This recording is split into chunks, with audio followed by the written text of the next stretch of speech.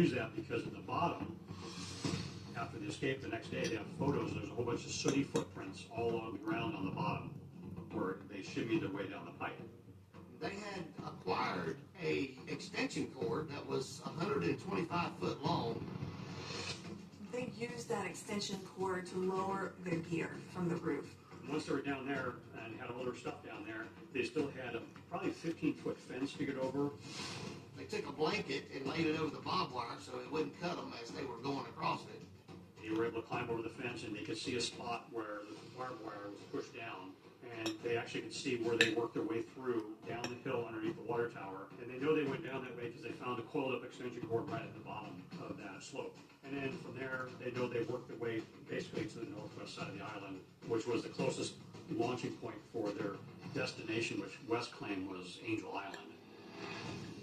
They didn't want to go towards San Francisco because too many people there, too many people would see them, and it'd be too hard for them to blend in or too easily be seen by local police.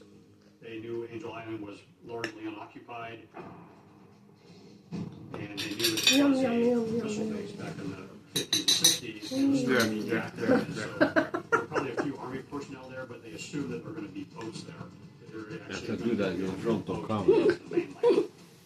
Multiple stages of the escape seem improbable. The idea that these men could leave their cells in the night for weeks on end and not be detected, for one, given the security measures that we know were in place in Alcatraz.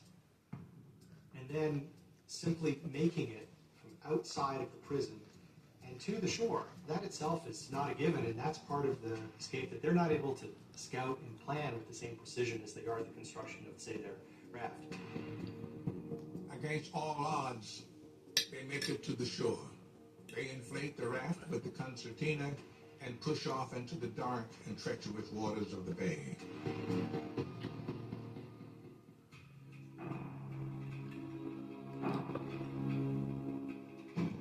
No guard notices any of them are gone until the next morning. 7 o'clock head count. Those 3 cells, Morris and my uncles, the Hamlin brothers, they did not come out of their cells for head count. So one of the guards goes by and takes his little walking stick and taps him on the head. And he wouldn't wake up. And when they tapped on the head, they said he's dead. Initially said, I think he's dead. They started hitting it harder. And that's when one of the heads fell out on the floor.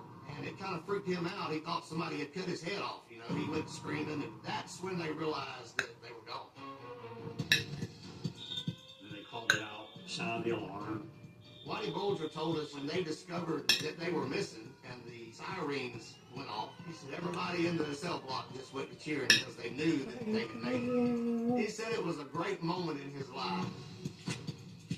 Morris and the Anglin brothers have successfully launched 2 things. Their escape raft and one of the biggest manhunts ever.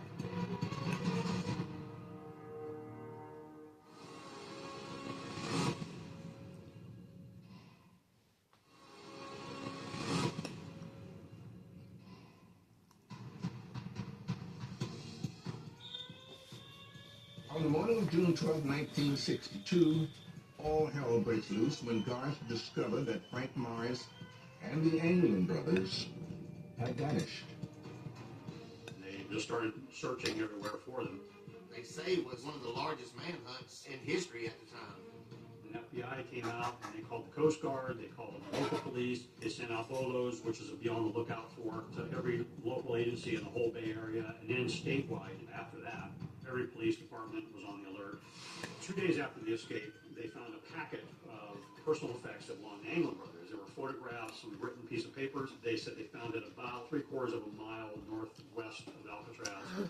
Also, on the night of the escape, they found a paddle right in the Badger Straits, which is in between Angel Island and Sausalito area. It was similar to the Angel Island, but on top of the South Africa West. So they know it was made on Alcatraz as well. There's a lot of speculation about whether Morris and the men might have actually planned a different escape route, that maybe paddling towards Angel Island was a diversionary tactic. Maybe they discarded one of their paddles into the water in order to throw authorities off the ships. The next day after that, they found a used knife back out of Cronkite Beach. More lights. They could tell it was a used life vest. It was made the same way as the one left behind for Helen West. And that was found outside the Golden Gate North. And one of the life vests that was left behind when the FBI took it as evidence, they took it to the lab and they filled it with air, they put a weight on it, and it held air indefinitely, so it didn't leak air at all. They were following up on leads everywhere. Relatives, cousins, anybody who had anything to do with them. I was about 11 years old. My mom and I was out raking the yard. The Ito FBI yung gawain pulls up, namin, started pakakain, asking my higa. mom questions. Do you know my brothers? Do you know Pakakain, my dad? higa. And she always had the same answer for them. I don't know where they are. And if I did, I wouldn't tell you. Our phones was bugged. They were listening to everything that the family was doing, hoping that they would get some kind of clue. But behind the scenes, they were constantly harassing the family. When my grandmother passed away, of course, the FBI was there at the funeral. The FBI harassed the family all the way up into the late 70s when they decided to turn the case over to the U.S. Marshal Service. Neither the Anglin family nor law enforcement has heard anything from the escapees since the night they pushed their raft off the shores of Alcatraz. But that hasn't stopped the search. The investigation is still ongoing today. The authorities say they will not close the case until they reach the age of 90. I worked on this case for 17 years until I retired, and every lead that I ever followed turned out to be nothing. It turned out to be dead end on everything. There's a couple things that I didn't really put out before, but I'll put out right now, is they left at like the worst time they could have left. The currents at 10 o'clock that night just started going out to the ocean at an ever-increasing pace up until midnight. And that's easily enough time for a 3-knot current to push them all the way out into the ocean. So if they had tried to paddle towards Angel Island, more than likely they said, this isn't working, we're dumping the boat. The boat went out to the ocean. And when that happened, that's when the Anglin brothers lost their little packet of information, probably fell out at the same time, and they probably tried to swim from that point. Because they're probably in panic mode at this time, because they knew they weren't going towards Angel Island, they were going towards the Golden Gate. And by now, they're probably in the water for an hour, so they're probably getting pretty cold, and they're starting to lose their functional time from hypothermia again, and they would have finally succumbed to it and would have probably sunk to the bottom. So I can't never say it 100% because we don't have bodies to prove they died, but I can say, in all likelihood, they probably did not make it.